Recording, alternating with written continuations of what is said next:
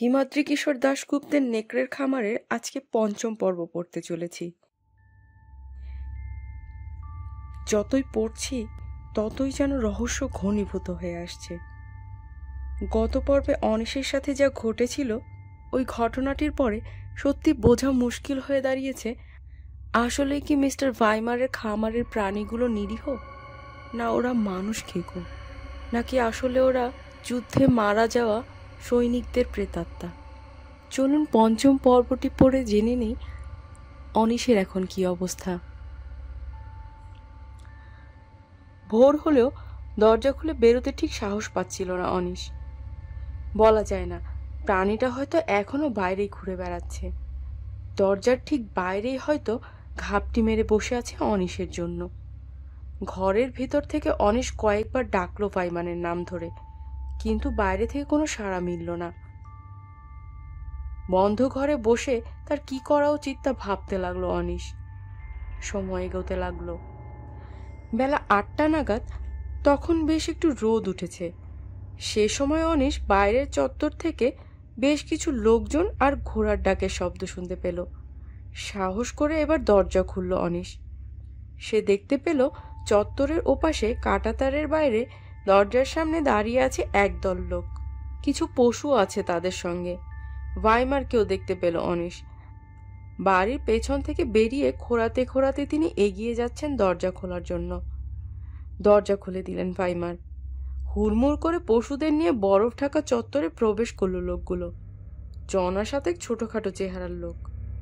তাদের পরনে লম্বা ঝুলের নোংরা পোশাক, পায়ে লোহার বেড়ি লাগানো হাই হিল বুট, মাথায় চামড়ার টুপি। তাদের সঙ্গে 5টা পশু আছে, তবে তারা ঘোড়া নয়, ছোটখাটো চেহারার ভারবাহী খচ্চর। তাদের পিঠে চাপানো পেট ফোলা চটের বস্তা। রসদ এসে গেছে সম্ভবত। চত্বরের ভেতরে ঢুকে এক জায়গাতে জটলা বেঁধে দাঁড়ালো তারা। ভাইমার এগিয়ে গিয়ে তাদের সাথে কথা বলতে লাগলেন। অনিশ এবার বারান্দা থেকে নেমে বরফের মধ্যে দিয়ে গিয়ে উপস্থিত হলো তাদের সামনে। লোকগুলোর সঙ্গে অদ্ভুত ভাষায় কথা বলছিলেন ভাইমার। ভাষাটা হয়তো চাইনিজ হবে, কারণ লোকগুলোর গড়নে মুখমণ্ডলের মধ্যে লিয়ান একটা ছাপ রয়েছে। ভাইমার অবশ্য বলেছিলেন রসদবাহী লোকরা ওপারের। অনিশ তাদের সামনে গিয়ে দাঁড়াতেই কথা থামিয়ে তার দিকে তাকালেন ভাইমার।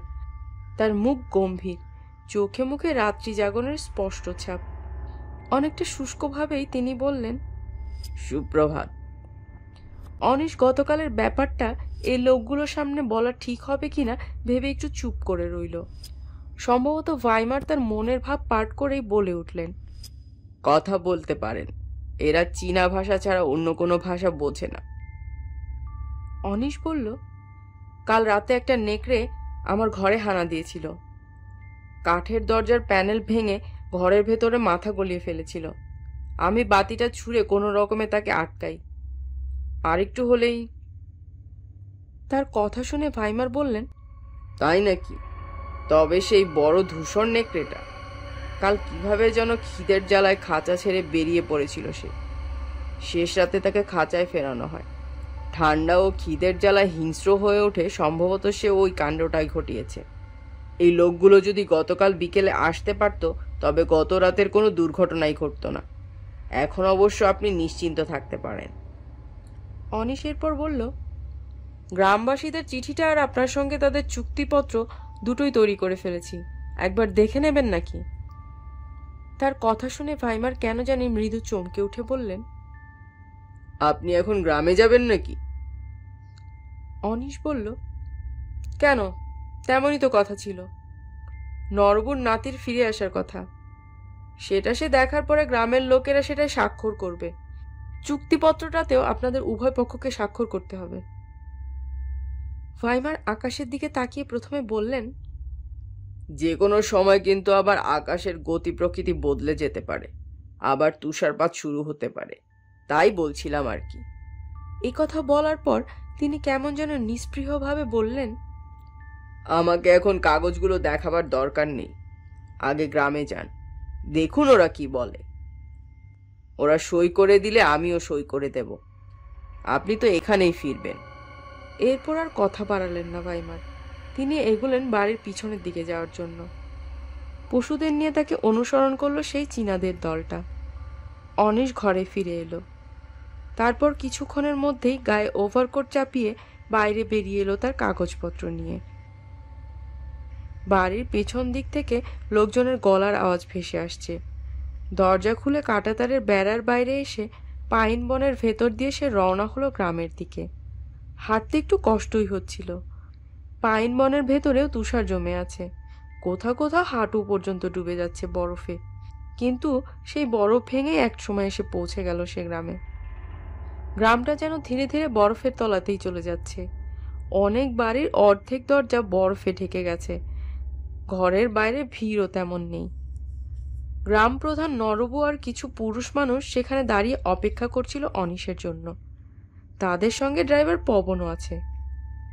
অনিশ গ্রামে ঢুকতেই এদিনও নরবু তার হাতে কাঠগোলাপের স্তবক তুলে দিল, তবে তার চোখে মুখে কেমন যেন একটা চাপা উৎকণ্ঠার ভাব।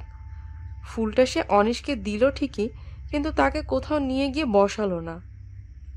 অনিশ নরবুর উদ্দেশ্যে বলল, কাগজ তৈরি করে এনেছি, তোমার নাতি কোথায়?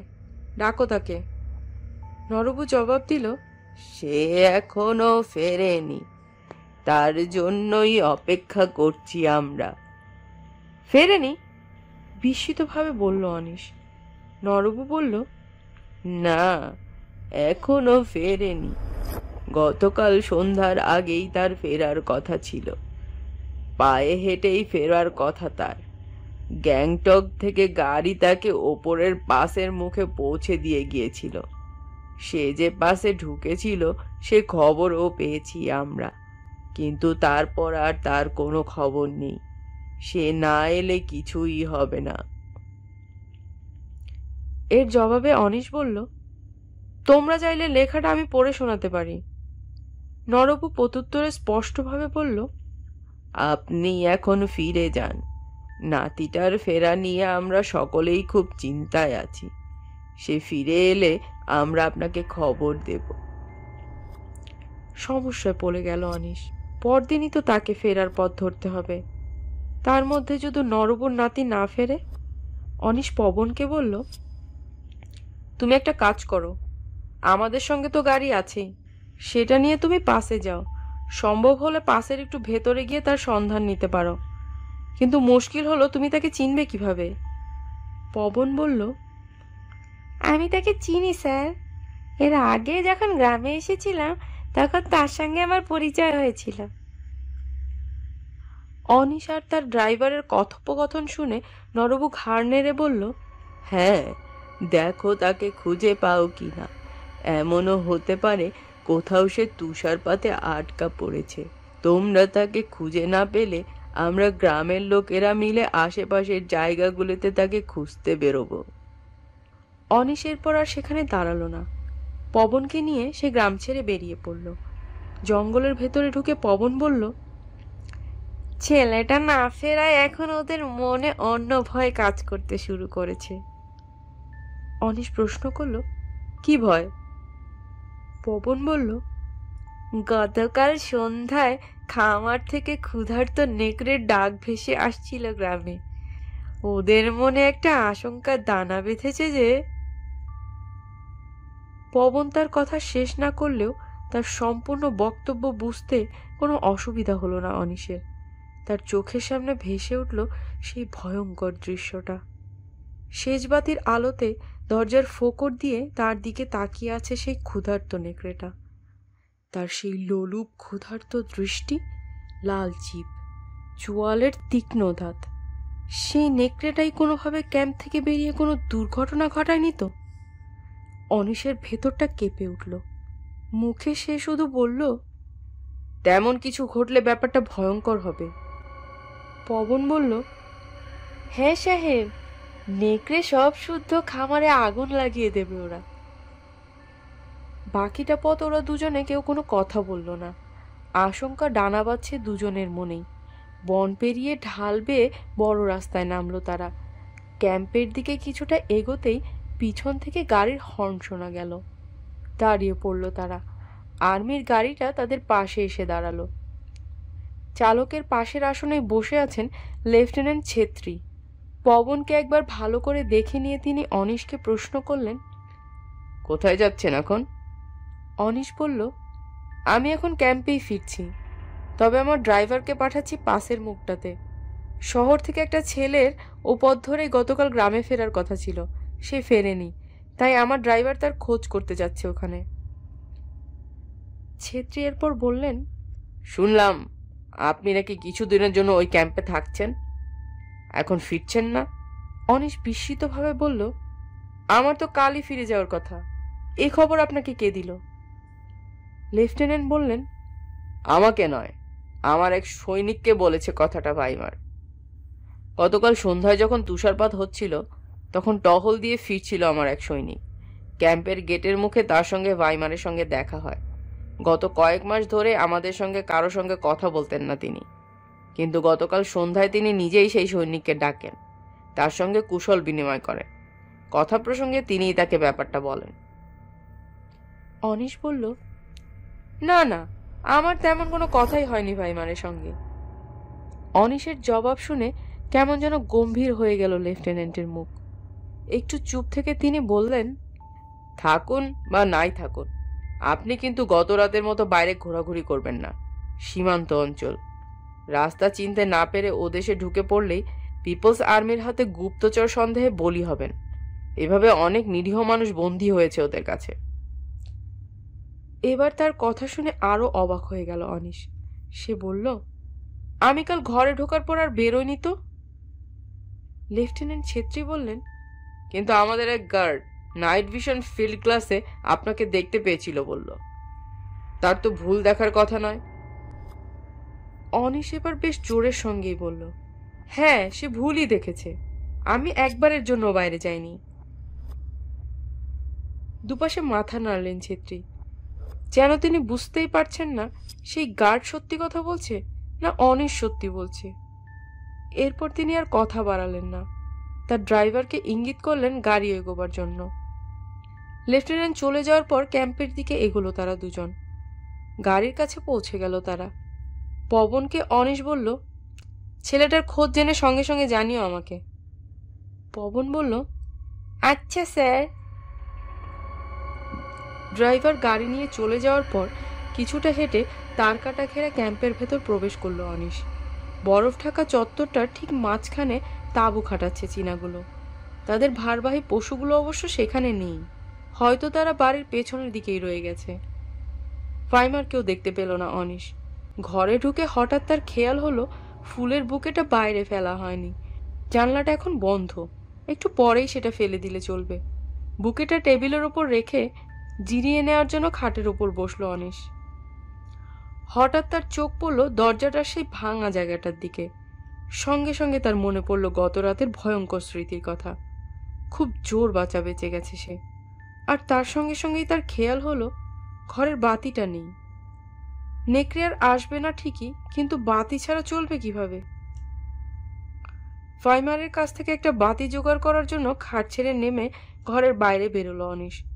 বাইরে বেরিয়ে এসে দেখতে পেল বারান্দার অন্য প্রান্ত থেকে এগিয়ে আসছেন ভাইমার। অনিশ হয়ে গেল তার দিকে। ভাইমার তাকে মৃদু হেসে প্রশ্ন করলেন, কখন ফিরলেন? অনিশ বলল, এইমাত্র, তবে কাজ এগোয়নি।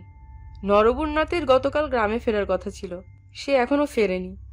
সে না ফিরলে কি হবে বুঝতে পারছি না। কাল তো আমাকে ফিরতেই হবে। অনিশের কথা শুনে এ ব্যাপারে ভাইমার খুব বেশি উদ্বিগ্ন হলেন বলে মনে হলো না। প্রথমে তিনি বললেন, চলে যেতে হলে যাবেন। তারপর যেন একটু মজা করার ঢঙেই বললেন, আমি তো ভেবেছিলাম আপনি হয়তো এখানেই থেকে যাবে। এই পাহাড়, এই প্রকৃতি, এই সুন্দর প্রাণীগুলোকে ছেড়ে আপনি যাবেন না। অনিশের মনে পড়ে গেল লেফটেন্যান্ট ছেত্রীর কথা। তাহলে হয়তো সত্যিই ভাইমার মজা করে হলেও এই কথাটা বলেছিলেন সেই সৈনিককে। অনিশ হেসে ভাইমারকে বলল, এমন সুন্দর জায়গাতে থাকতে পারলে ভালোই হতো, কিন্তু তার আর কি উপায় আছে? ভাইমার নিঃশব্দে হাসলেন তার কথাগুলো শুনে। অনিশের পর বলল, আপনার কাছেই যাচ্ছিলাম, গতকাল বাতিটা ভেঙে গেছে, একটা বাতি লাগবে। ভাইমার বললেন, তেলের বাতি তো আর নেই, একটা মোমবাতি দিচ্ছি। আর তো মাত্র আজকের রাতটার ব্যাপার, খুব অসুবিধা হবে না আশা করি। এরপর কিছুক্ষণের মধ্যেই সেখানে অনিশকে দাঁড় করিয়ে রেখে মোম নিয়ে ফিরে এলেন ভাইমার। সেটা তিনি অনিশের হাতে দিয়ে বললেন, আমি এই চীনাদের নিয়ে ব্যস্ত থাকব, সম্ভবত আজ আর আপনার সঙ্গে দেখা হবে না আমার, তাই আগাম শুভরাত্রি জানিয়ে রাখলাম আপনাকে। আকাশটা আবার কেমন যেন পাল্টাতে শুরু করেছে, তুষারপাত শুরু হবে আবার। মোমবাতিটা নিয়ে ঘরে ফিরে শুয়ে পড়ল অনিশ। বিকেল 5টা নাগাদ ঘুম থেকে উঠে আবার বাইরে বেরোলো সে। তুষারপাত হচ্ছে। চীনাদের তাঁবু খাটানো হয়ে গেলেও তারা বাইরে তুষারপাতের মধ্যেই বসে আছে। ঝিরিঝিরি তুষারপাত তাদের পোশাককেও সাদা করে দিয়েছে। অনিশ হঠাৎ দেখতে পেল কাঁটাতারের বাইরে গেটের সামনে এসে দাঁড়িয়েছে তার গাড়িটা। পবন বোধহয় ফিরে এসেছে। বারান্দা থেকে নেমে চীনাদের জটলাটার পাশ কাটিয়ে অনিশ গেটের সামনে গিয়ে দাঁড়ালো। পবন বলল, পসের ভেতরে ঢুকে অনেকটা খুঁজে এলাম স্যার, তার দেখা মেলেনি। তবে একজন খচ্চরওয়ালা বলল যে গতকাল অন্ধকার নামার পরে ওই বয়সী একটা ছেলে নাকি পাশ দিয়ে আসছিল। অনিশ বলল, পেলে না যখন তখন আর কি করা যাবে, তুমি তবে গ্রামে ফিরে যাও, কাল 8টা নাগাদ চলে এসো, ফেরার জন্য রওনা হতে হবে। পবন বলল, হ্যাঁ স্যার, আমি ঠিক সময়ে চলে আসব। ছেলেটাকে যখন আর পাওয়া গেল না, তখন সম্ভবত আর কিছুই করার নেই অনিশের। ভাইমার যদি গ্রামবাসীদের সঙ্গে সমঝোতা করে নিতে পারেন তাহলে ভালো, নইলে তার ক্যাম্পের ভাগ্যে যা আছে তাই হবে। বিষণ্ণভাবে সে পিছু ফিরল ঘরে যাওয়ার জন্য। চীনাদের পাশ দিয়ে যাওয়ার সময় সে একবার থমকে দাঁড়ালো। বরফের মধ্যে গর্ত খুঁড়ে আগুন জ্বেলে বসে আছে তারা। অনিশ সেখানে গিয়ে দাঁড়াতেই তাদের একজন তাকে দেখিয়ে কি যেন একটা বলল। কথাটা শুনে অন্য চীনারাও তাকালো অনিশের দিকে। তারপর দুর্বোধ্য ভাষায় কি যেন বলতে বলতে হাসাহাসি শুরু করলো নিজেদের মধ্যে। অস্বস্তি বোধ করলো অনিশ। সে এগোলো তার ঘরের দিকে। বাইরে অন্ধকার নামার পর মোমের আলোতে তার টুকিটাকি জিনিসপত্রগুলো ব্যাগে গুছিয়ে নিল অনিশ। সকালবেলা বেরিয়ে অনেকটা পথ ফিরতে হবে তাকে। রাত বাড়ার সঙ্গে সঙ্গে বাইরের তুষারপাত আর বাতাস ক্রমশ বাড়ছে।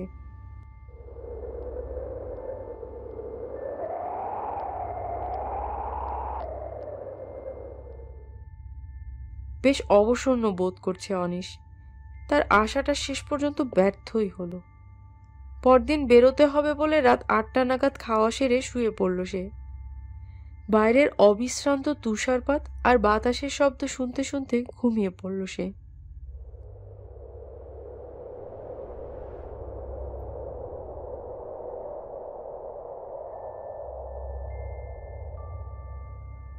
কিন্তু এদিনও মাঝরাতে অনিশের ঘুম ভেঙে গেল।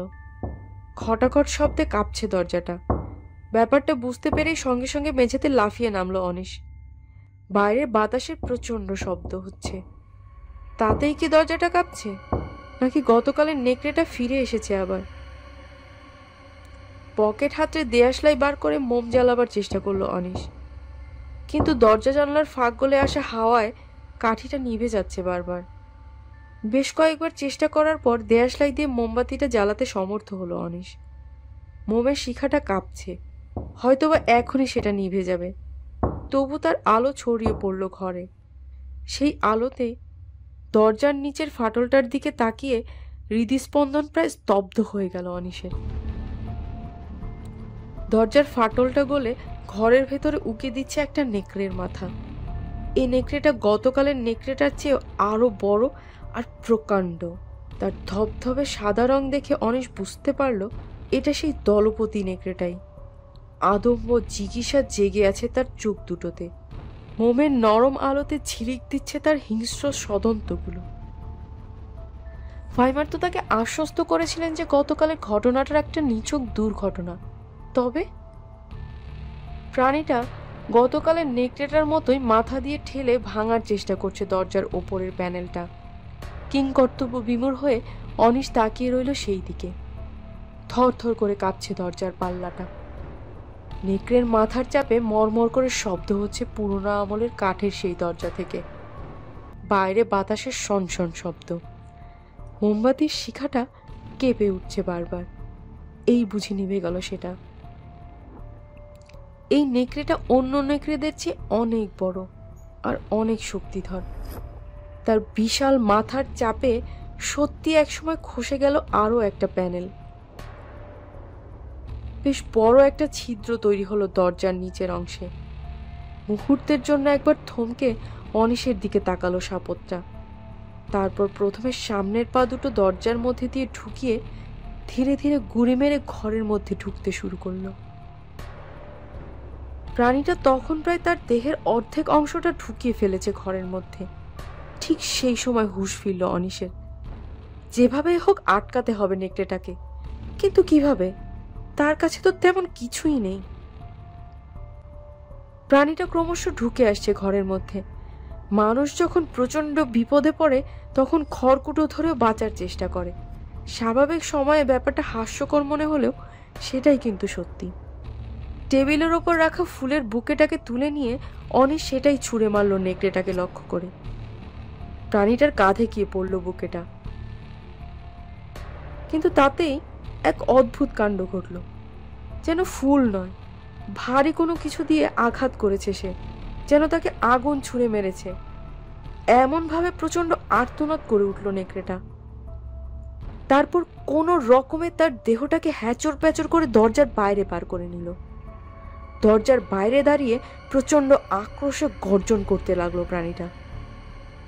অনিশও বুঝে উঠতে পারল না ব্যাপারটা আসলে কি ঘটল।